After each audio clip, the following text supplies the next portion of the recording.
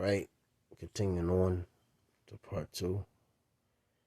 Had a abruptly stopped the part one, but again, we want to give all praise, honor, and glory to Yahweh, Bashmi Shah, Bashmi Kakodash, the honors of the apostles of GMS, the rule of 12.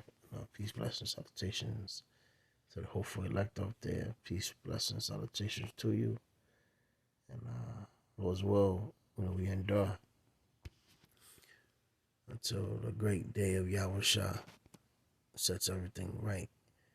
So going back to the slave expulsions, or the list of expulsions of so-called African Americans. It says,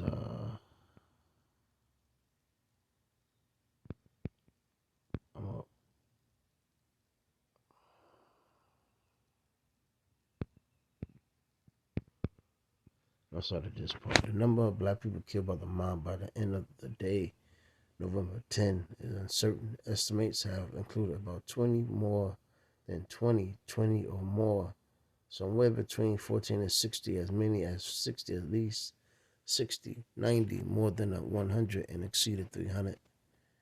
An additional number, variously estimated between 20 and 50, were banished in order to leave town by the mob.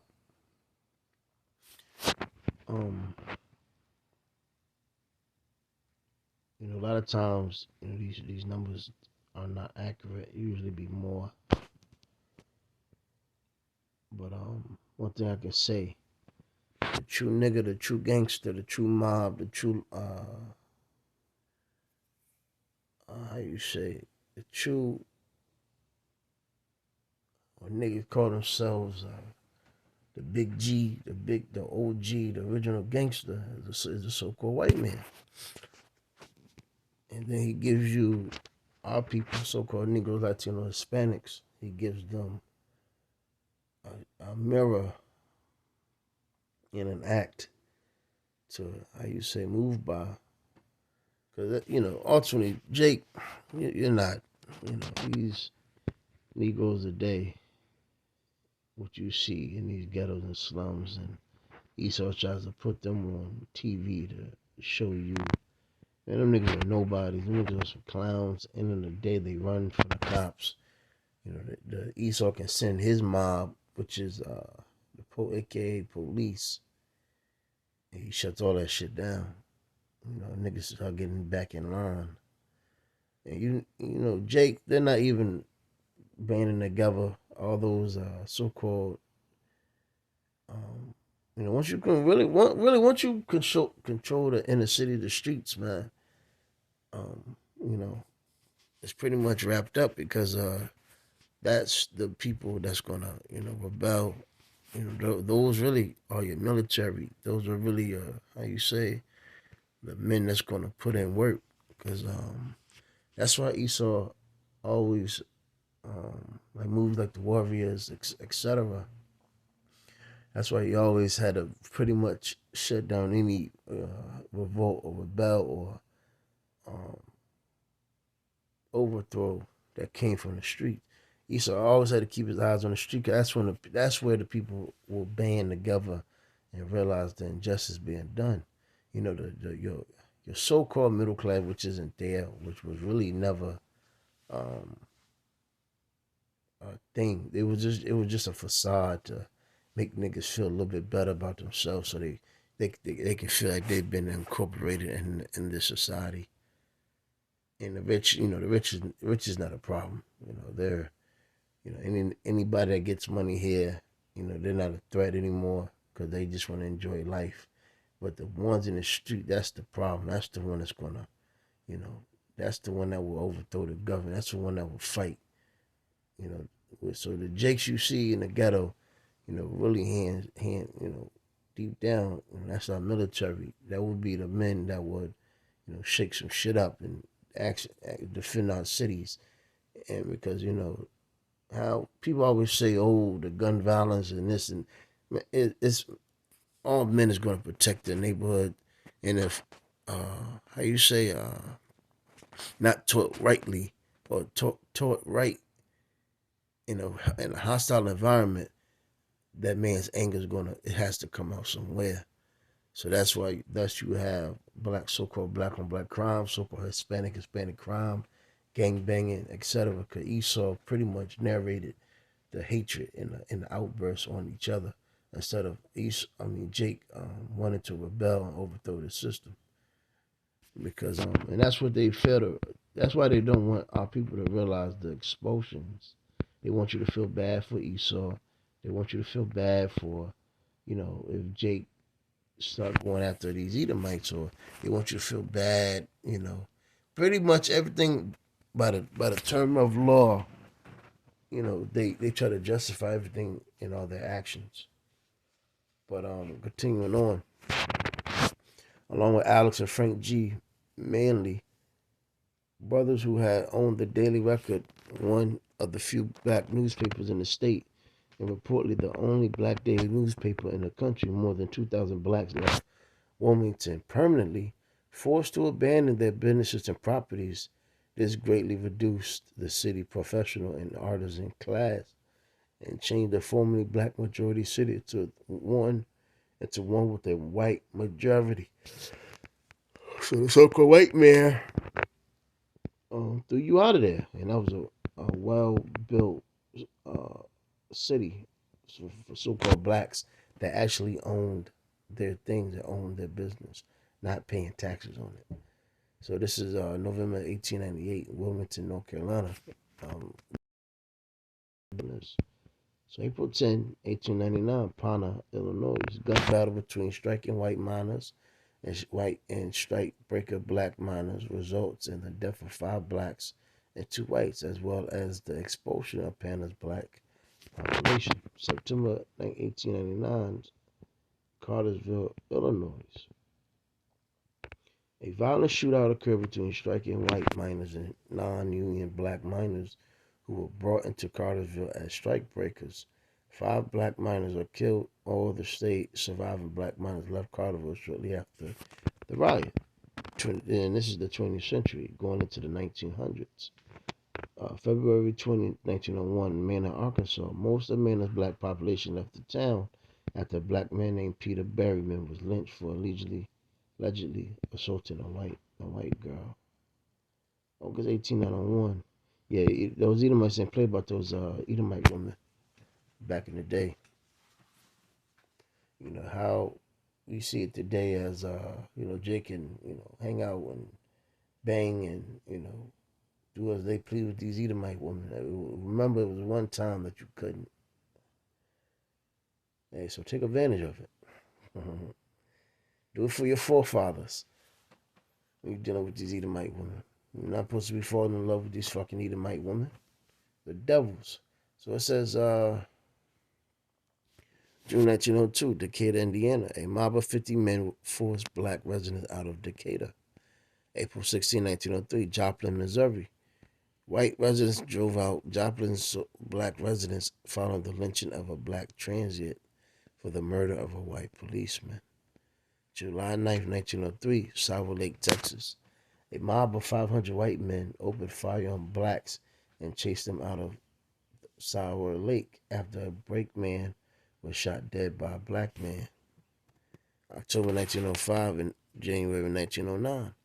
Harrison, Arkansas. Race riots in 1905 and 1909 resulted in the expulsion of Harrison's black residents. So yeah, man, these Edomites, man. It hasn't been good, and it's still not. 1908, Marshall County, Kentucky.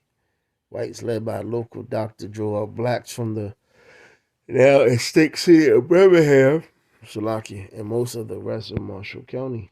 November 1909, Anna and Jonesboro, Illinois. Whites expelled Anna and Jonesboro 40 black families after the lynching of William Froggy James in nearby Cairo. 17 September 1912, Forest County, Georgia. 98% of Forest County's 1,000 black residents were expelled after 2 attacks on white women allegedly committed by black men. So you see how Esau get down. Esau shows his hatred, but you, Jakes, you show you respond back in love. July 1917, East St. Louis, Illinois. The East St. Louis riots or East St. Louis massacres of late May and July 1st to the 3rd, 1917, were an outbreak of labor and race-related violence by whites that caused the death of between 40 and 250 black people and about 400,000, over 8 million in 2017 US dollars in property damage. An estimated 6,000 black people were left homeless. For 1919, Corbin, Kentucky, 200 black workers were forced to leave Corbin during a labor dispute. Lucky. November 2nd to the 3rd, 1920, Ocoee, Florida. Ocoee black community was burned to the ground and nearly all of its 500 residents killed or expelled by whites after black men killed 2 whites in self-defense. At least 56 blacks were killed during the massacre. And I remember I went to this place called Tangier Island out here in Virginia. And it was funny. I believe it was in the early 1900s, if I'm not mistaken. It was a so-called black man who actually owned a warehouse on this little island. You had to take a boat to get there. It was a so-called black man that owned a warehouse. What eventually happened, the so-called white man, out of the fear and not wanting the so-called white woman to work at that warehouse, they burnt it down to the ground. And you actually have a plaque of the warehouse when you go to that little island. And I told myself, man, it was actually a little getaway of me and some family. And I told myself that was really like the only thing meant for the trip, because I fucking hated it. I hated it going over there. Nothing but weird Edomites, etc. And you can feel and look and be like, oh nah, I'm over here. But it says May 31st, 1921, as many as 300 black people were killed and 10,000 left homeless after whites attacked and destroyed the Greenwood district of Tulsa, known as Black Wall Street. 1922, Florida, 175 black residents fled the town after the death of a white farmer who was shot by a black farmer in self-defense. So he was damned if you do, damned if you don't, Edomites ain't care. It basically said terrain if you don't know who terrain you on. January 1923, Roseville, Florida. They actually made a movie on this. Whites attacked and completely burned down the Black Levy County town of Roseville after a black man allegedly raped a white woman. And when you watch the movie, it was actually Edomite who did it. At least 8 people and perhaps as many as 150 people were killed. 1923, Blandford, Indiana, Ku Klux Klan led expulsion. January 3, 1924, Manhattan Beach, California. It says the Manhattan Beach City Council passed Ordinance 263, claiming eminent domain for a public park in order to take properties owned by black residents and eliminate the so-called African Americans resort, Bruce's Beach.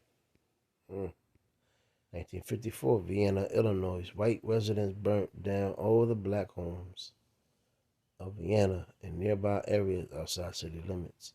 The expulsion was sparked by the murder of an elderly white woman and the attempted Rape of a teenage granddaughter by the two black men, 1954, Sheridan, Arkansas.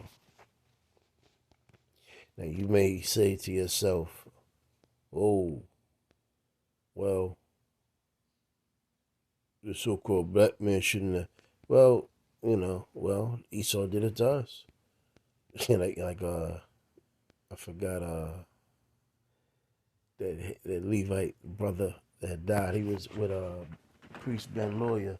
No, yes, his name Priest Ben Lawyer. He was with who you know as now Daniela. They used to be out there, I believe, in Pittsburgh. We used to always say, he said two wrongs. What used to say two wrongs don't make it right, but it sure makes it even. But I mean, at the end of the day, it's gonna get chaotic anyway. When it's time when it's war, hey, shit, there's really no rules of war. So it says, it's like Esau when he had us in hardcore slavery. Esau did what he pleased, even homosexual acts. But when we get Esau in the kingdom, we're not going to do anything to him homosexual or sodomitish, but it's going to get down. Things are going to happen to that Edomite. So it's in 1954. Again, this is things that Esau doesn't tell you about anything about. You really had to do your diligent search. And this was all done in the 1900s. And, Esau always says, oh, it was so long ago. Oh, forget about it. Oh, it's so much better now. We're friends. So last one, 1954, Sheridan, Arkansas. Following the Brown v. Board of Education decision and a reverse decision of school board to integrate the schools. Local sawmill owner Jack Williams threatened to burn down the homes of all his black employees unless they accepted a buyout offer and relocated them to Malvern.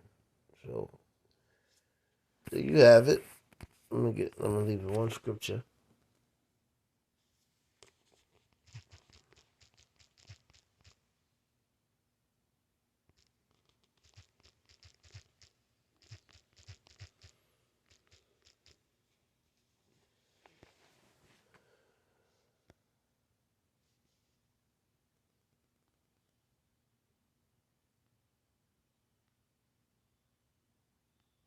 Yep, so Ezekiel 35 and 5. Moreover, the word of the Lord came unto me, saying, Son of man, set thy face against Mount Seir, Esau, and prophesy against it. That's what we're doing. We're bringing forth, Esau's trying to hide his track record. He's trying to get rid of so-called black history and not teach it.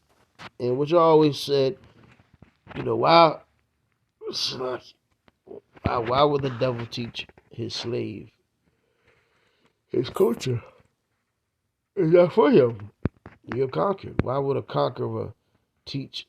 Especially he conquered the greatest. He conquered the best. He conquered you and knows everything about you. Why would he tell you anything to allow you to get ahead of him, make you feel good, give you confidence? It starts from the home. So a lot of jakes who've been falling on the wayside because you wasn't taught anything, you know. So it says, like the scripture said, train up a child in the way it should go.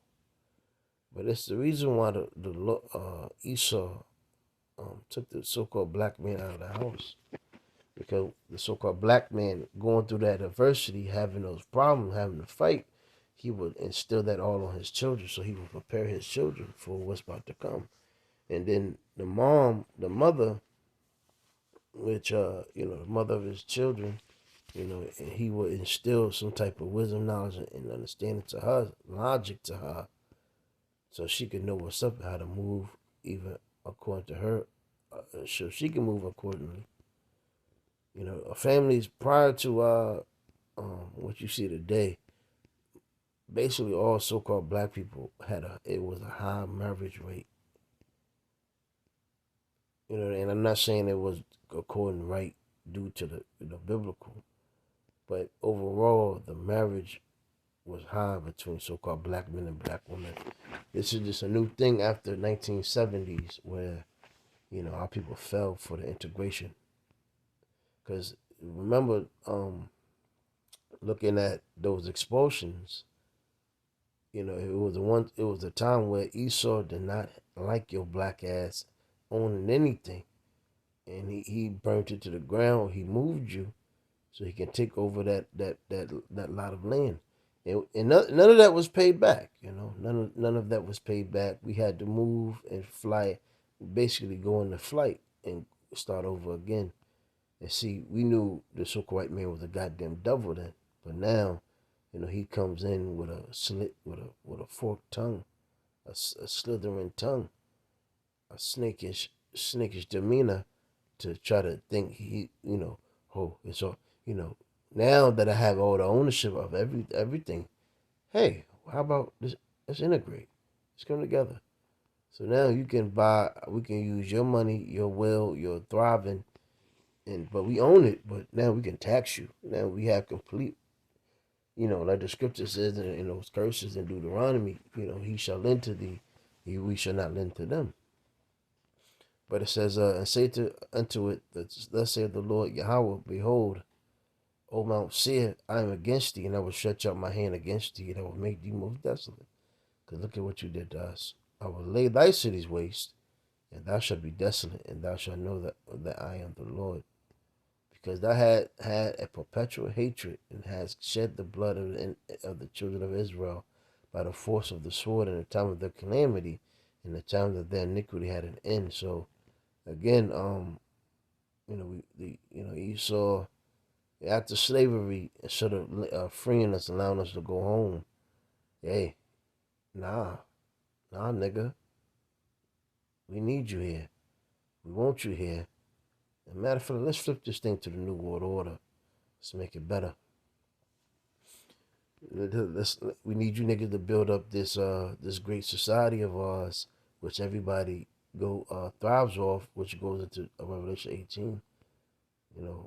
Even South America, the resources there, and even amongst Judah, you had Gad, in the mix, and Esau fighting against him too. So therefore, as I live, Lord, saith the Lord Yahweh, I will prepare thee unto blood, and blood shall pursue thee. Seest thou have not here the blood, even blood shall pursue thee. And thus I will make Mount Seir most desolate, and cut it off from him that passes out, and him that returneth. So it's going to be a great judgment that's going to happen upon the so-called white man for all the affliction that he's done on our people. That's like when you read Baruch, the 4th chapter, it tells you Mizpah are the cities that we were made to serve.